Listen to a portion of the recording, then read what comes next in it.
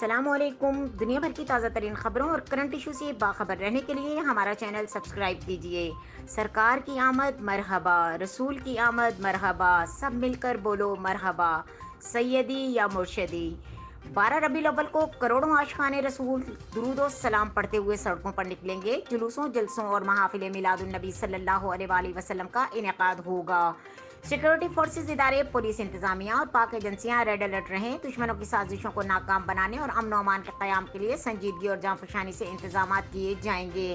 ان خیالات کا اظہار سفیر امندائی اتحاد بین المسلمین مرکزی صدر امن کمیٹی شیخ اعجاز احمد رضا نے میلاد کمیٹی کے ارکان سے اجلاس سے خطاب کرتے ہوئے کہا۔ انہوں نے کہا کہ تاجر تنظیموں، chamber of commerce and industries, civil society, تمام مسلک اور ہر شعبہ زندگی سے تعلق رکھنے والے لوگ معاشرے میں انتشار نفاق کا سختی سے رد کریں گے اور حضور اکرم صلی اللہ علیہ وآلہ وسلم کے اخلاق اور اسوہ حسنہ کا پرچار کریں گے۔ جلوس اور محافل کے بانیان کو اعتماد میں لیا جائے اور انتظامیہ، municipal committee, corporation, rescue 1122، civil defence اور متعلقہ اداروں کو قبل از وقت اقدامات کرنے چاہیے۔ وزیر اعظم، وزراء اعلیٰ، گورنر اور اعلیٰ اور حکومت عہدیداران، اپوزیشن جماعتیں بابرکت اور نورانی صبح کی مشتعد سیاست اجتناب کرتے ہوئے محافل میں شرکت کریں۔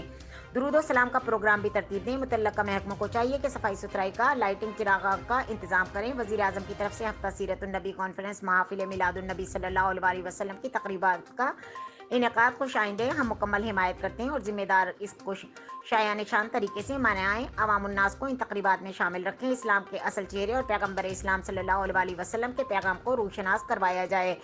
میلاد کمیٹی کے ارکان مانیٹرنگ کریں گے اور اس کی رپورٹ اعلیٰ حکام اور وزیر اعظم سیل کو ارسال کی جائے گی۔ 12 ربیع الاول کو کوئی غیر شرعی کام نہ ہوگا۔ گانا بجانا، ڈیک چلانا منع ہوگا۔ درود پاک اور ہدیہ عقیدت صلاۃ والسلام پڑھا جائے گا۔ رات کو پورے ملک میں چراغاں ہوگا، گھر گھر سجایا جائے گا۔ عوام، اہل سنت، میلاد کمیٹی اور سیکورٹی قانون نافذ کرنے والے اداروں کو شرپسندوں پر کڑی نظر رکھنی چاہیے۔ واعظین، خطیب اور مقررین کو اتحاد اور امت واحدہ کا درس دینا چاہیے۔